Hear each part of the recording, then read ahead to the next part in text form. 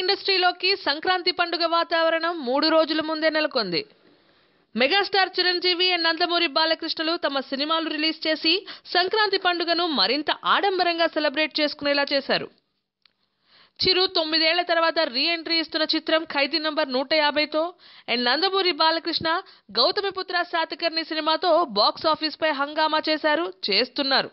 ఖైదీ number 150 చిత్రం first డేనే ప్రపంచవ్యాప్తంగా 47 కోట్ల 7 లక్షలు వసూలు చేసిందని mega producer Allu Aravind official గా అనౌన్స్ చేశాడు కూడా.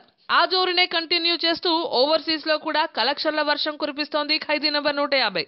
తొలి రోజే 1 మిలియన్ మార్కును అందుకుని సెన్సేషన్ ని క్రియేట్ చేసింది ఖైదీ చిత్రం. అండ్ నిన్న ఆదివారం అంటే 15 జనవరి వరకు 2 మిలియన్ల వరకు కలెక్షన్లను వసూలు చేసిందట ఖైదీ నంబర్ 150 చిత్రం.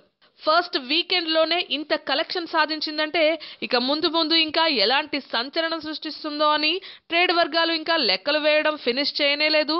ఈలోపే మరిన్ని లాభాలు శాతకర్ణి రూపంలో ట్రేడ్ వర్గాలకి వచ్చి చేరుతున్నాయి. నందమూరి నటసింహం బాలకృష్ణ 100వ చిత్రం గౌతమిపుత్ర శాతకర్ణి ఎక్స్పెక్టేషన్స్ ని మించి కలెక్షన్ల వర్షం కురిపిస్తోంది.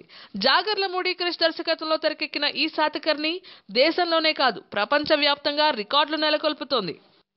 పైగా తెలుగు చక్రవర్తి కథ కావడంతో సినిమాపై రిలీజ్ కి ముందు నుండే అభిమానుల్లో అండ్ ఇండస్ట్రీలో అంచనాలు భారీగా ఉన్నాయి. ఇక ఎన్నడూ లేని విధంగా ఓవర్సీస్ లో కూడా బాలయ్యకు అనూహ్యమైన రెస్పాన్స్ వస్తోంది. రిలీజ్ అయిన 2 రోజుల్లోనే శాతకర్ణి ఓవర్సీస్ లో కూడా 1 మిలియన్ మార్కును చేరుకుందట.